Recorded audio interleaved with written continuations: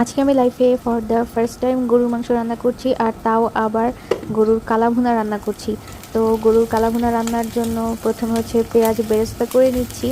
আর আমি এখানে সব ধরনের যা যা মশলা দেওয়া লাগে কালাভুনায় সব মশলা দিয়ে এটাকে হাফ অ্যান আওয়ারের জন্য ম্যারিনেট করে রেখেছিলাম। তারপর পেঁয়াজের বেরেস্তাগুলো অ্যাড করেছিলাম। তো যাই হোক, এটাকে আমি প্রথমে হচ্ছে রান্নার জন্য বসিয়ে দিয়েছি চুলায়।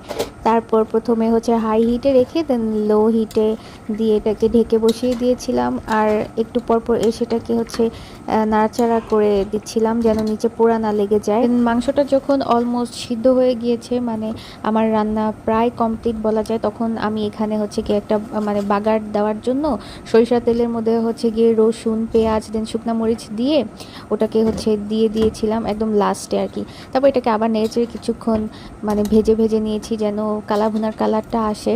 তো যাই হোক, আমি কিন্তু কোনো বাইরের মানে রাঁধুনি মশলা বা অন্য কোনো কালাভুনার মশলা ইউজ করি না। আমি জাস্ট ঘরোয়া সব মশলা দিয়ে কালাভুনাটা করেছি, আর এটার টেস্ট অনেক মজা হয়েছিল। তো আমি এই যে পরোটা দিয়ে হচ্ছে গিয়ে কালাভুনাটা খাচ্ছি। আর আমি যেহেতু মাংস একটু কম খাই, তো আমি এখানে মনে হয় 4-5 টুকরার মতো খেয়েছিলাম, এর বেশি আসলে খাওয়া হয়নি। তবে মাংসটা ঝাল ঝাল আর টেস্টটাও অনেক মজা হয়েছিল।